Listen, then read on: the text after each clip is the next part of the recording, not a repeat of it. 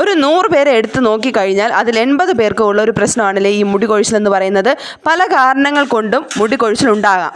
പോഷകാഹാരക്കുറവ് ഒരു കാരണം, അതിനകത്ത് ഈ അയൺ കുറയുക, ഫെറിറ്റിൻ കുറയുക, വൈറ്റമിൻ B12 കുറയുക, വൈറ്റമിൻ D കുറയുക, ഇങ്ങനത്തെ പല കാരണങ്ങൾ കുറയുന്നതിൻ്റെ ഭാഗമായിട്ട് നമ്മുടെ മുടി കൊഴിച്ചിലുണ്ടാകും. പിന്നെ സ്ട്രെസ് ലെവൽ കൂടിക്കഴിഞ്ഞാൽ മുടി കൊഴിച്ചിലുണ്ടാകും. അതുപോലെ തന്നെ ഉറക്കം കുറഞ്ഞാലും മുടി കൊഴിച്ചിലുണ്ടാകും കേട്ടോ. ഈ ഇൻഫെക്ഷൻസ്, അതായത് പനി, ജലദോഷം, അങ്ങനത്തെ രീതിയിലുള്ള എന്തെങ്കിലും വൈറൽ അറ്റാക്ക് വന്നു കഴിഞ്ഞാൽ അതിൻ്റെ ഭാഗമായിട്ട് മുടി കൊഴിച്ചിലുണ്ടാകാം.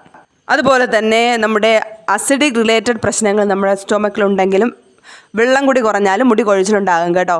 അങ്ങനെ പല കാരണങ്ങൾ കൊണ്ട് മുടി കൊഴിച്ചിലുണ്ടാകാം. അതുകൊണ്ട് മുടി കൊഴിയുന്നുവെന്ന് വെച്ചിട്ട് ജസ്റ്റ് ഒരു എണ്ണ വാങ്ങി തേച്ചെന്ന് പറഞ്ഞിട്ട് ഒരു കാര്യം ഉണ്ടാകാൻ പോകുന്നില്ല കേട്ടോ. മുടി കൊഴിച്ചിലിൻ്റെ കാരണം എന്താണെന്ന് കണ്ടുപിടിച്ചിട്ട് വേണം ചെയ്യാനായിട്ട്. എന്നാലും ബാലൻസ് ആയിട്ട് മുടി കൊഴിച്ചിലുണ്ട്. ഇപ്പോൾ എന്താണ് ചെയ്യേണ്ടതെന്ന് ചോദിച്ചു കഴിഞ്ഞാൽ ആദ്യം ചെയ്യേണ്ടത് വൈറ്റമിൻ D ടെസ്റ്റ് ചെയ്യുക എന്നതാണ്.